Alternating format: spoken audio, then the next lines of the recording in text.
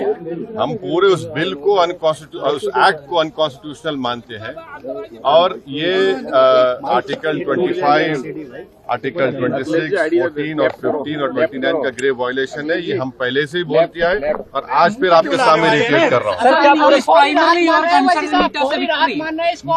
No see let us be very careful. The Honorable Supreme Court, as rightly pointed out by my counsel, Mr. Nizam Pasha, the Supreme Court has said that the Central Waqf Council and the State Waqf Boards will not be constituted.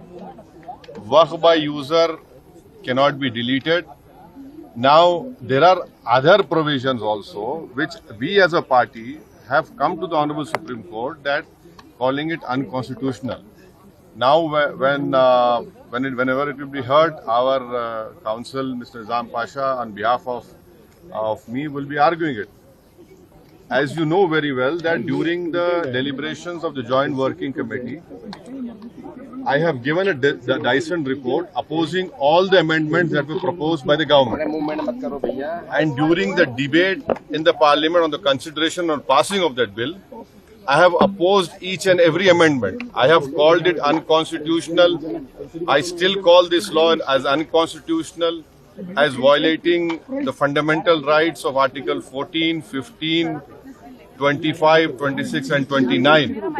So our legal battle will continue to ensure that this act, against this act will continue. देखिए सवाल, देखिए आपको पूरे उस कानून को समझने की जरूरत है। अब 5 साल का मुसलमान प्रैक्टिसिंग रहेगा,